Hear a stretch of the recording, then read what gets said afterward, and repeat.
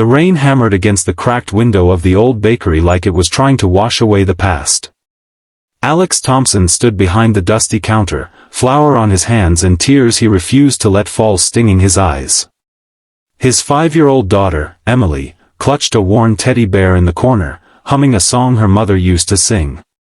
Everything Alex had was gone, his job, his savings, his home. But this crumbling bakery on the edge of town? This was his last stand. And then the bell above the door jingled, and in walked the woman who had fired him 6 months earlier, Sarah Kensington, his former boss, the one who had ended his world with a single email. If you're watching this right now, feeling like life has knocked you down one too many times, stick with me. This story is about second chances, fighting for your family, and discovering that sometimes the person who broke you might just help you rise again. Hit that like button if you believe in redemption, and subscribe for more real-life inspired tales that remind us we're never truly alone. Let's dive in. Alex had once been the golden boy at Kensington Foods, a mid-sized company that supplied ingredients to bakeries and restaurants across the state. At 34, he was a senior logistics manager, the guy who made sure orders arrived on time and budgets stayed tight. He wore crisp shirts, smiled through endless meetings, and came home every night to his wife, Laura, and their daughter Emily. Life wasn't perfect, but it was theirs. Until the car accident that took Laura in an instant. Grief hit like a freight train. Alex threw himself into work to keep the lights on, but single parenting while managing a demanding job proved impossible. Missed deadlines piled up. One too many emergency school calls, and Sarah Kensington, sharp, ambitious, and running the company her father had built, called him into her glass office on a cold Tuesday morning. "I'm sorry, Alex," she had said, her voice clipped but not cruel. "We're restructuring.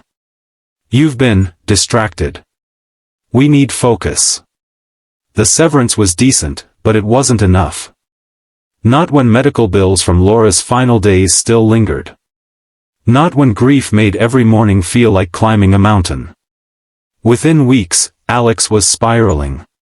He picked up odd jobs, driving for delivery apps, cleaning offices at night, but nothing stuck. Creditors called. The apartment landlord posted an eviction notice. Emily's innocent questions about when mommy was coming back tore his heart open nightly. One rainy evening, with Emily asleep on the couch in their half-packed living room, Alex scrolled through listings on his cracked phone. An old bakery in Willow Creek, a sleepy town 2 hours away, caught his eye. For sale by owner, needs TLC. Bakery equipment included. Motivated seller. The price was shockingly low, almost suspiciously so. It was the last of his severance plus a small life insurance payout from Laura. His sister warned him it was crazy. Friends said he was running away. But Alex saw something else in those faded photos, a place where he could build something with his hands, teach Emily that life could rise again like bread in the oven, and maybe, just maybe, honor Laura's dream of owning a little cafe one day. He bought it sight unseen. They drove into Willow Creek with a U-Haul full of second-hand furniture and the last of their belongings. The bakery, named Sweet Haven, in peeling letters above the door, was worse than expected. Leaky roof. Ancient ovens that sputtered and died. Dust thick enough to write regrets in. The previous owner, an elderly woman who had lost her husband years ago, handed over the keys with a sad smile. "This place was full of love once," she said. "Maybe you'll bring it back." The first weeks were brutal. Alex spent dawn till dusk scrubbing floors, repairing what he could with YouTube tutorials, and experimenting with recipes Laura had scribbled in an old notebook. Emily helped by taste testing cookies, her laughter echoing through the empty shop like music. Money was tight, groceries stretched thin, electricity bills threatening to cut them off. Alex worked odd jobs in town during off hours, fixing fences or painting houses, his back aching and his spirit fraying. Nights were the hardest. He'd sit on the bakery steps after Emily was in bed, staring at the stars, whispering to Laura, "I don't know if I can do this alone." Challenges mounted like storm clouds. The local community was skeptical of the city guy trying to revive the old place. A rival cafe down the street spread whispers that the new owner was unreliable.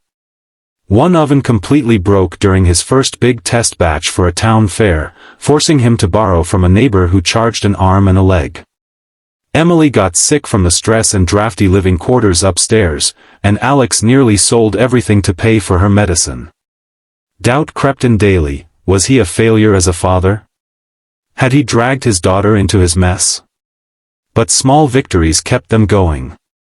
The first customer, a kind elderly man named Mr. Harlan who remembered the bakery from his youth, bought a loaf of sourdough and shared stories of his late wife. Word slowly spread. Alex's cinnamon rolls, infused with a touch of orange zest from Laura's favorite recipe, started drawing regulars. Emily drew colorful signs for the window, fresh bread and new beginnings. Father and daughter danced in the kitchen to old songs on the radio, flour fights turning into giggles. For the first time since losing Laura, Alex felt purpose. The bakery wasn't just survival, it was healing. Then, 3 months in, on a crisp autumn afternoon with golden leaves swirling outside, the bell jingled again. Sarah Kensington stepped inside, dressed in a tailored coat, her designer bag slung over one shoulder. She looked as put together as ever, but there was exhaustion in her eyes Alex hadn't noticed before. She froze when she saw him behind the counter, wiping his hands on a stained apron. "Alex?" Her voice cracked slightly. What are you doing here?" He felt a surge of old anger mixed with something deeper, shame, maybe, or the raw ache of everything he'd lost. Emily peeked out from the back, curious. "Daddy, who's that lady?" Sarah's gaze softened at the little girl. She hadn't known about Laura's death in detail. Corporate distance had kept personal lives at arm's length. Alex invited her to sit at one of the rickety tables he'd refurbished himself. Over 2 cups of coffee and a shared slice of apple pie, the story poured out. His firing had been part of broader layoffs Sarah had been pressured to execute by investors. She admitted the pressure had changed her, pushing her father's legacy into cold efficiency. Her own life had cracked too, a divorce, burnout, and her father's recent stroke that left her questioning everything. "I thought firing people was just business," she confessed, tears welling. "But seeing you here, with her, I see what I helped break." The tension was thick. Alex wanted to lash out, to blame her for the sleepless nights and empty fridge. But watching Emily offer Sarah a cookie with a shy smile melted something in him. Challenges followed this reunion. Sarah, now stepping back from full corporate life to help with her dad's recovery, started visiting more. At first, it was awkward, advice on business plans clashing with Alex's stubborn independence. The bakery faced a major crisis when a health inspection loomed and outdated wiring risked shutdown. Funds were gone. Sarah offered a loan, no strings, but Alex refused pridefully at first. Together, they tackled it. Sarah used her connections to source affordable repairs. Alex poured his heart into new recipes. Emily's innocent joy bridged their worlds. Late nights turned into conversations about loss, Sarah opening up about her failed marriage, Alex sharing memories of Laura. Romance didn't spark instantly, it grew slowly, like dough rising in warmth.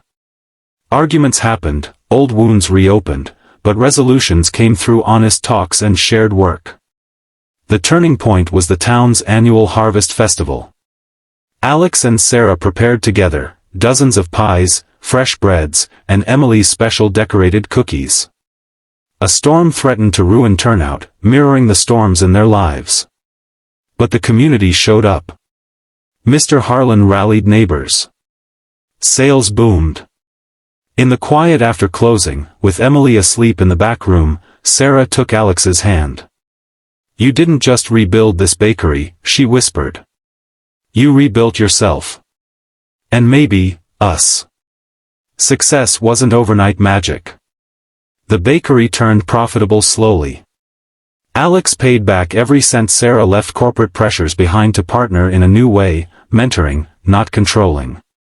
They faced more hurdles, a supplier betrayal, Emily's first day of school anxieties, balancing budding feelings with cautious parenting. But each challenge strengthened them. Alex learned vulnerability wasn't weakness. Sarah rediscovered compassion. Emily gained a father who smiled more and a woman who read her bedtime stories with warmth. Months later, on a sunny morning exactly 1 year after buying the bakery, Alex stood at the counter again. Fresh paint gleamed. The sign read, "Sweet Haven, a second chance bakery." Sarah walked in, this time with flowers and a genuine smile. Emily ran to hug her. The family they formed wasn't traditional, but it was real, forged in loss, rebuilt with love and resilience. This story reminds us that hitting rock bottom isn't the end. It's the foundation for something beautiful. Single parents, dreamers, the fired, the grieving, you are stronger than your worst day. Reach out, take that leap, and let unexpected connections heal what was broken. Life has a way of bringing the right people through the door when you're ready to rise. If this story touched you, like it, share it with someone who needs hope today, and subscribe for more heartfelt journeys. Your support keeps these tales alive. Remember, even after losing everything, a single dad, a dusty bakery, and one surprising visitor can rewrite the ending. What's your comeback story? Drop it in the comments. We rise together.